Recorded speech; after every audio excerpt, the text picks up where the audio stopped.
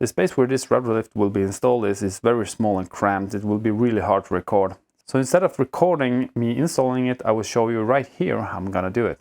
Now, imagine this is the underside of a workbench, and this router lift is pressed up flushed against it. I will fix it in place with 2 screws, one over here and one over here. And then I'm gonna screw these hinges in place. But to control the tilt of the router lift, I will add these 2 parts on the sides and just fix them in place with 2 screws on each piece. And then I'm gonna add these knobs, one on each side, like that, so I can control the tilt of the router lift. When that is done, I will just remove these 2 temporary screws, connect the power to it. So let's see how it turns out.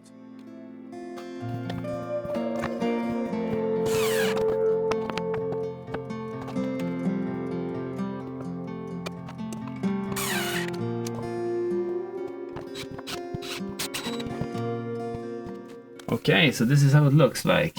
It is now fully installed. You can see here I also removed these temporary screws I had up here. So the only thing holding the tilt function in place right now is these knobs. So let's see if it works. Alright, that's one. Oh.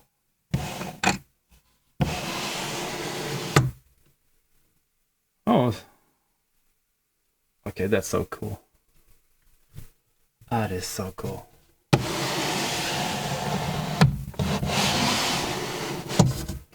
To lock it, I just turn these knobs. Ah, that's perfect.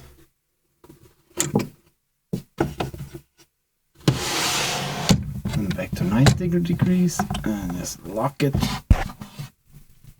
Yeah, that's perfect. There we go.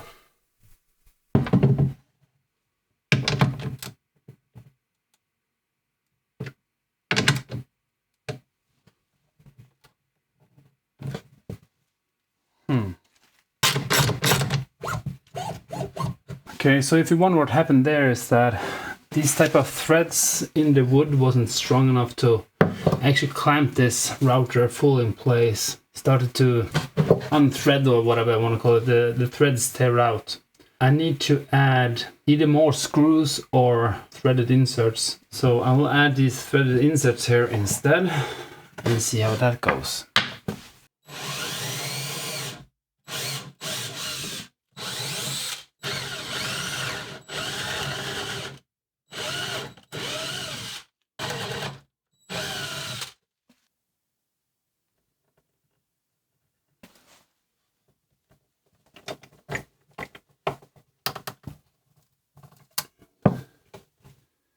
Has some really cracking now noises. Yeah, this is really bad. I can see it cracking over here. So this is not working. Oh boy. So how do I do this? So my idea here is to put clamps like this. Now this should keep everything together while I screw it in. There's no cracking.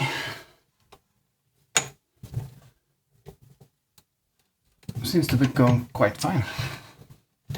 Alright, the clamps really did help a lot.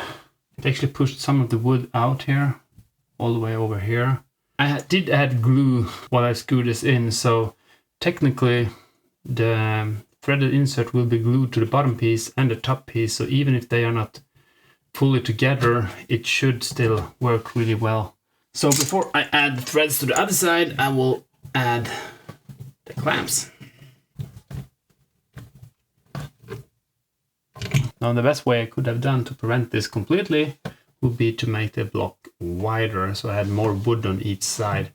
That would have helped a lot with the splitting of the wood in this direction and in this direction. But this is what I have right now, so this will just have to do.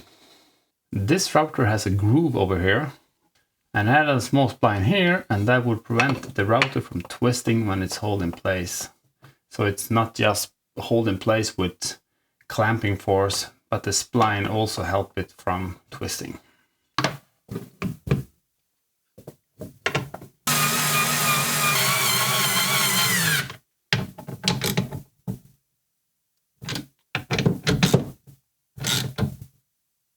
Now I wasn't really happy when the layers of the plywood were separating. So what I did was that I took a clamp and clamped all the layers together as good as I possibly could. And then I took a piece of ash like this one, and I'm now gluing it to the side. And when I release the clamp, then these pieces of ash will act as a clamp and holding all these layers together. To control the router lift up and down, I have this rocker switch. And on the router lift, I have this contact. And to that contact, I will add this cable. It basically has 6 wires running through it. That will come out here in the end. So that will connect to my rocker switch. Exactly how that is wired, you have here. So that's basically how it works. By using this PWM controller, I can adjust the router lift's motor speed. I also 3D printed this neat little case to it.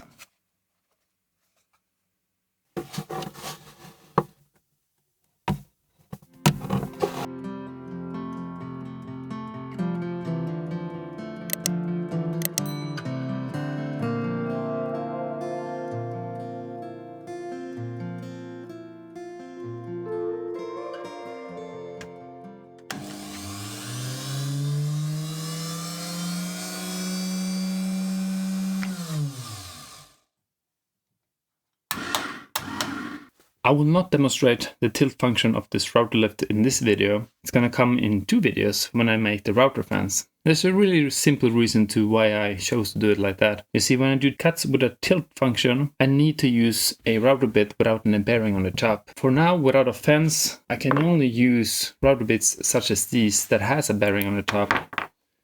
As you can see, without a bearing on the top, I need to freehand it, and as you might get, it would be very dangerous. It would catch the piece and it would just throw it away. So yeah, I'm gonna wait for the fence before I showcase you that. And the fence I will make in 2 videos. The next video is gonna be about the router cabinet, and the video after that is gonna be about the router fence. So you just have to wait until that to see the tilt function in action.